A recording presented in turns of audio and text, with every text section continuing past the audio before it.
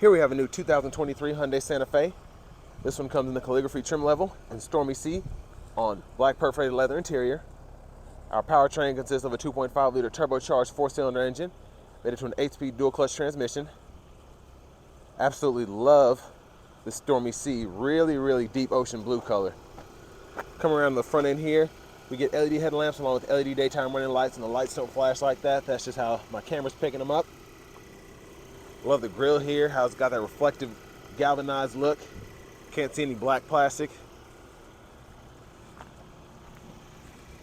Love these 20-inch wheels. Really great design there. I'm sure it looks good rolling down the road as well. And we get pads of keyless entry on the front doors. Memory seat functions here. We get one-touch up and down windows on all 4 doors. Rear window and child lock there. And then power door lock controls, power mirror controls. And then we have power folding mirrors, and there are the blind spot monitors there. Then we get a Harman Kardon sound system. Nice door pocket here, bottle holder. Electronic parking brake, just pull that up to engage and then hit the brake, press down to disengage. And then here's our power driver's seat. And I'll show you the adjustability. We do have the power thigh support. So we can roll that back and forth. And then 4-way power lumbar. Before we check out the rear leg room, let's look at this window sticker. So I'll try and get a copy of it put in the description because it's kind of hard to see with the tint and then the sun. But this sticker's right at $44,605, so not a bad price at all. And we do get the rear window shades here. Always love having those. So let's hop in the back seat here. So legroom is pretty good actually. I have the seat in front of me adjusted for someone of my size, being 6'3" with longer legs, and for whatever reason I leaned it a little too far back because I don't sit like that. But really good legroom here. These are just barely touching the back of the seat, and like I said, if I lean it up they won't touch. So pretty impressive, and plenty of seat space underneath the seat for my feet to move. Then rear AC vents are here. We have 2 USB-A charge ports and then a 115 3-prong household plug-in. And we do have the seat pocket just on that front passenger seat. And then this folds down. We have cup holders in the middle seat. But I like how they went with that kind of microfiber suede, whatever this is, on the roof line. Looks really nice, especially with that huge panoramic sunroof. That's a pretty good size. Then grab handle here. We can hang 1 or 2 hangers on this hook. Let's make our way to the back. Fuel cap here. And then coming around to the back, and we also get LED tail lights, which those don't flash. Again, that's just how the camera's picking them up. Then we have that exhaust pipe there. Spares underneath the vehicle.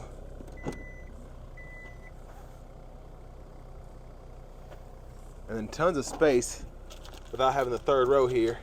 And we can even tumble that and it'll fold flat when the seats are up far enough in the front. And then a little bit of storage underneath here, and then there's a jack there if you ever need that. I forgot to point out that 12 volt.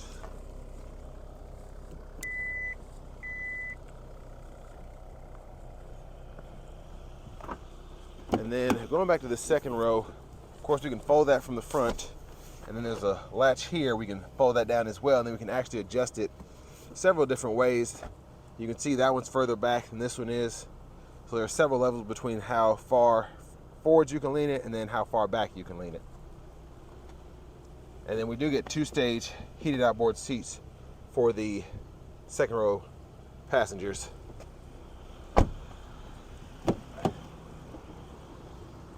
And then power front passenger seat here. Glove compartment here, owner's manuals and such in there. And I like that we have the 2nd area up here to lay a phone or for additional storage. And then the run through underneath all the controls, USB charge port, and then a 12 volt.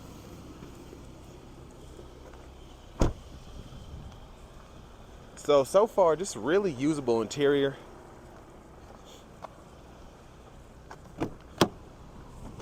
And now we'll look under the hood.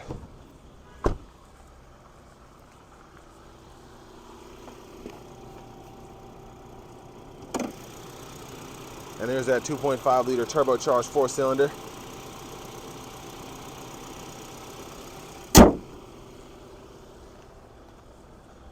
Now back to the driver's seat. So, like the perforated leather steering wheel here, feels super, super nice. And then you can heat that, and I'll show you where that button here is momentarily. Now over here to the screen, we do have a navigation system, and it's pretty easy to use. You can just go here and find your destination. So whether you have a home, you can type in the address really easily. Voice recognition, you use it for that as well. So I like how that's set up.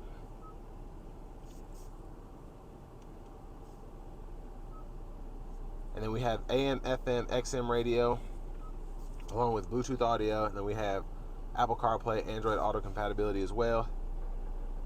Right. And then our settings are going to be over here. So you can set up your device connections here, go through your sound to adjust the radio, so on and so forth. And everything pretty much makes sense. Like the display icon, of course, you're going to be able to adjust your brightness, camera settings. And then speaking of camera settings, there's the backup camera. Really good picture for that backup camera. Then we have the 360 view as well. And then there's our front camera there. And then we have the curbside view cameras too. So there's a lot going on here in a good way. Hazards are here, AC vents for the front. And then we have a volume knob here, tune or scroll knob here.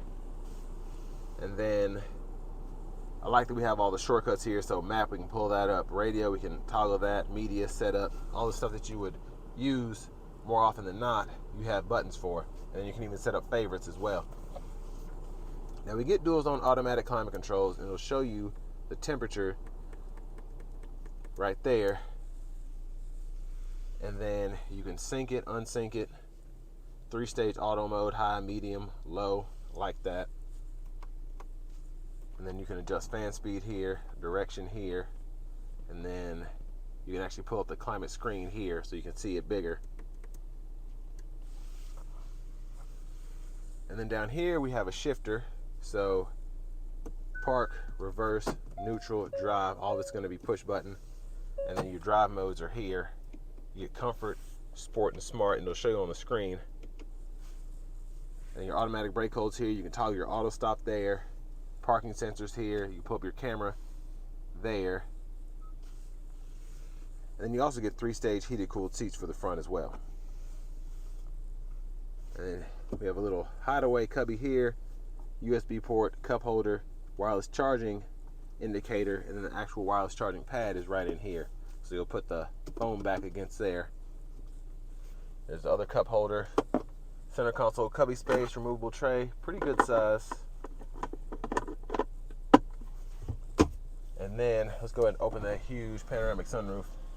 So you can one touch open it,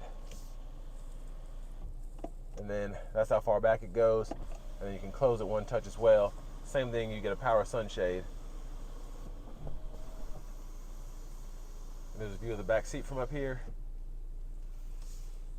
I like that we get the premium dome lights. And the garage door transmitter is there.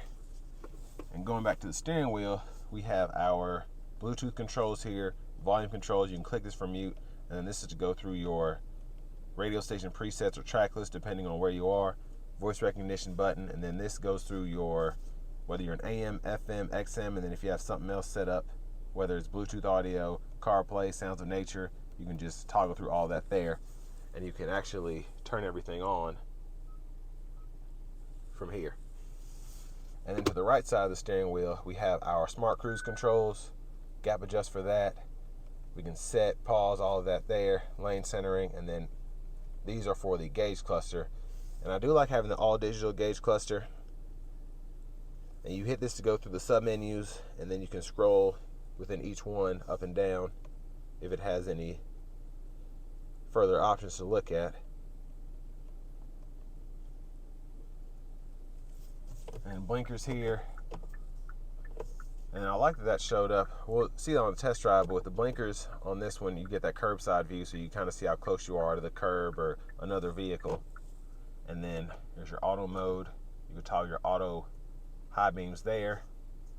And then when the lights are all the way on, you can turn the high beams all the way on and then flash them there or turn them off. And then to the right side of the steering wheel, there are your auto windshield wipers, and we can adjust those depending on how far or how much you want them to move. And then low, high, front wiper fluid, rear wiper fluid, and then that's how you adjust that rear wiper. And then push button start. There's our heads up display there. It doesn't flash, that's just how the camera's picking it up again. And finally, here is the key fob with remote start. And then we also have self-parking as well. Well, semi-self-parking. You gotta make sure straight and it'll back or come forward from a parking spot if it's too tight. But now let's go ahead and take this Santa Fe Calligraphy with the 2.5 liter turbo engine out on the road for a test drive. So the Santa Fe in comfort mode, solid ride quality. And in terms of the acceleration, it gets the job done. And it's definitely more powerful. It feels more powerful than that naturally aspirated 2.5 liter that comes standard. So I say this about this vehicle, the Tucson, and then the Santa Cruz. If it's between the 2.5 naturally aspirated and the 2.5 turbo, and the price difference is not an option, the 2.5 turbo is a much more energetic engine, which is to be expected. But the 2.5 liter is fine, the naturally aspirated one, but this one is just, it's great, especially with the dual clutch transmissions, but even with the 8 speeds. But the driving, I really like, this feels like a Calligraphy, having this vehicle in the comfort mode where it still has power, but the engine's not revving high. The ride quality is, like I said, very solid. Not overly smooth, but it drives like a luxurious Santa Fe, which is what the Calligraphy is. So to get on the interstate, I'm gonna put it in the sport mode now, and it really comes alive.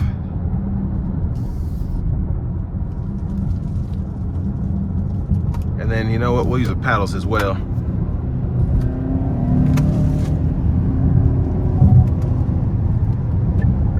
And super quick, wow. So what's great about these engines is when you get in the higher RPMs and then you just put your foot into it, you're not feeling a lag. It really pulls, it feels crazy. These turbos just feel so much better than almost anything else I've driven. And a lot of it probably has to do with these vehicles being front wheel drive. As opposed to rear wheel drive, you're feeling a push, you're really feeling this pull you. But there's the lane centering, the adaptive cruise, and a solid 9, probably 9.25 ride coming down the interstate here. I like that I can still feel the road, but it's not jarring, it's not intrusive at all. And the ride is just good enough to not be a Mercedes. And when I'm driving an SUV like this, that's the kind of ride I want.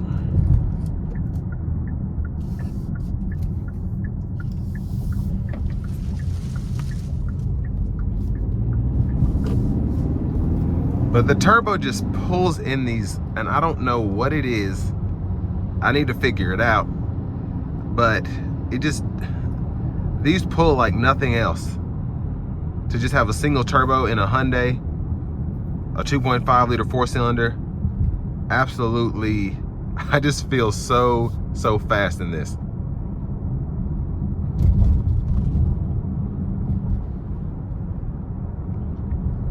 Now for the money, you're probably looking at a lower trim Highlander, and then of course you have the Sorento, which is pretty much the Santa Fe's twin. And then the Pathfinder, maybe. It's always been in a spot between, let's say, a Pathfinder and a Murano. So it's not necessarily a huge 3-row SUV, but you can add a 3rd row and you'll have a little bit of trunk space behind you. But you can also put a smaller engine in these because they're not as hefty. And like I said, the 2.5 turbo is just it's a beast of a motor for it to be a 4-cylinder. So to me, especially in this Calligraphy for that 45 grand price tag, really good buy. Especially if you don't care about the 2.5 liter turbo, because the transmission, just how this car pulls, is just fantastic. But this will bring me to the end of my review of the new 2023 Hyundai Santa Fe Calligraphy.